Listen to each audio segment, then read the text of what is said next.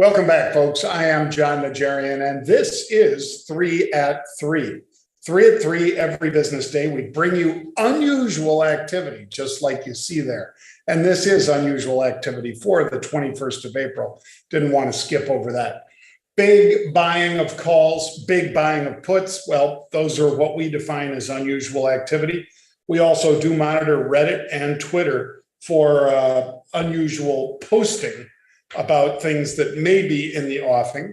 And with that said, let's get started with today's 3 at 3, beginning with my former classmate, sadly, anniversary of his death back in 2016, I guess. Prince, that's right, went to high school with Prince, so did Pete. Pete actually used to go to parties at Prince's house and at Paisley Park. I never got to go to those. I was working down in Chicago from 81 on. But Pete, while he was at the University of Minnesota and so forth, used to hang out. And those were good times. And it's a sad passing, but nonetheless, fabulous dude. Taken too soon. He was a Jehovah's Witness. Some of you know that. But one of the precepts of that religion is that they do not take other people's blood. And so he needed a hip transplant. And sadly, he was not in a position to get that life-saving blood, if you will, because that is a very bloody operation. Any of you who have experienced it or seen it, as I have, know that it looks more like carpentry when the doctors go in to do that.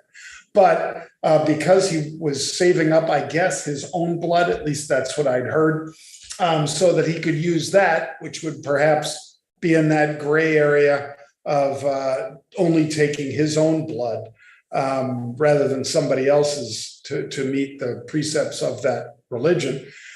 Unfortunately, his body kept deteriorating. His hips kept getting worse. The pain was tremendous. And like a lot of folks, he used to deal with that with a variety of pain relievers. And unfortunately, the last one that he had was fentanyl. I believe he thought it was something else. And sadly, that killed my friend. But nonetheless, I celebrate his life all the time. And those of you who are fans, I'm sure you do as well.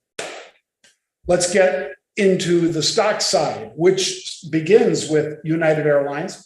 We had unusual activity as recently as the end of March. UAL, this is a screenshot from that on our website. If you'd like to subscribe, you should, because you'd get trades like this every day. United Airlines, they bought 10,800, which is nearly 1.1 million share equivalent. Whoops, I got the mic way over there. I shouldn't have it over there. I should have it over here. Sorry if that was echoing too much. But anyway, May 49 calls were bought for $1.62 to $1.74. So in other words, let's call it $1.75. Those calls went pretty deep in the money because United spiked higher and traded all the way to 52.46. So if you were somebody like me who buys at the monies, when you see this kind of activity, at the money was approximately 44 strike, similar to many others that we've seen. I like buying at the monies rather than those way out of the monies. 44 to 49, that's $5 right there. It's a 7% move, folks. So owning at the monies and then selling upsides against it.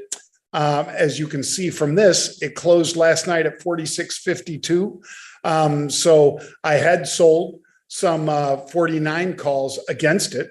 And then today sold the rest of them out because I figure, hey, these were options that expire again. May 49 calls. I wanted to take that money off the table. And I'm sorry, I misspoke. In this case, I didn't sell them all. I still have half. I sold upside calls against the other half. The next trade I'm about to show you, this one, Jets, I sold completely. So Jets, this is a broad market ETF, exchange traded fund for the airline sector. And as you see, we started in the early March buying September, 22 calls with the index trading at 1840. Then it went to 2031. Then it went to 2119 as recently as the 5th of April. And today trades to 2349 on heavy turnover. So took the money and ran. That's one of the things that I just decided to do. And one of the reasons, of course, is we had waited a while for this one to play out. And I, quite frankly, thought I'd be a pig if I didn't hit the offer and then let them take the offer from me, which they did. It was $5 higher than when we first started buying in at 1840-ish. So I was buying at that time the 19 calls. Those were going deep in the money at 23 and change. So I decided, you know what? I got enough exposure to this sector. I fly all the time as well. And by the way, love my friends at United Airlines. They were great when I flew back from New York on Tuesday. So thank you, folks.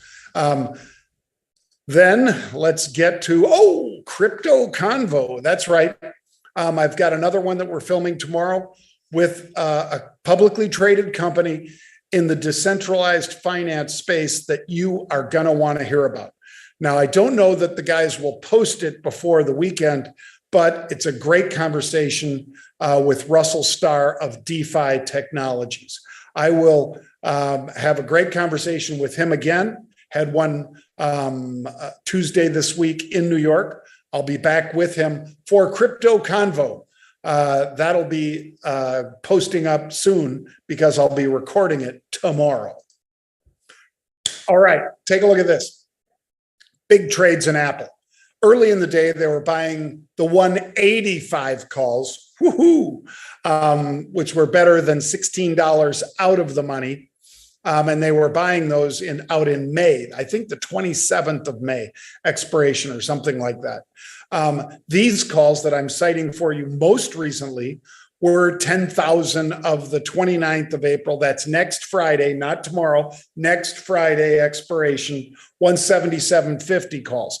Not as high as those 185s, but nonetheless, we'll make some nice coin if this one makes a pop through 170 again, which hopefully it will do. We're getting pressure, of course, from the Fed today. But if we see that pop next week, we'll be cashing in on that one.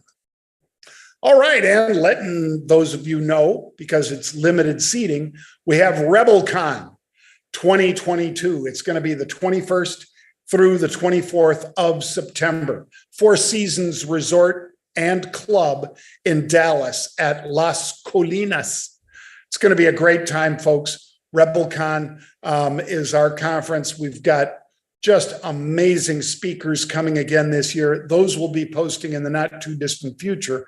But if you want to reserve your seat now, it's limited to just 500 people. Last year in Vegas, as the pandemic was still making us wear masks and all the rest, but not at Rebelcon, of course. But last year we had 895 people in Vegas. This time it's limited to just 500. So if you want to join, you might want to start reserving your spot now. We have some packages that include the hotel, others that are just the in-person, and you take care of the hotel. You got to decide. We've got a lot of great speakers that have already committed, and we'll be sharing those with you soon. Rebelcon 2022. All right, second stock of today's 3 at 3, BHC. 2281 is the stock, so just shy of 23, and they bought 480,000 share equivalent of the 29th of April, next Friday, be aware, 25 calls. So those are calls that are approximately $2 full and maybe call it 20 cents out of the money. So if you're in the position to own some Bausch, BHC, Bausch Health, I would say perhaps think about buying an at the money and selling upsides if it works. And if it doesn't, cut those losses quick, just like you need to take those profits quick.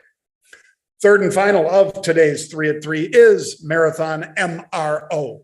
MRO 2780 roughly, 3,400, which is 340,000 share equivalent at the 29 strike. This is an at the money, and also April 29th expiration.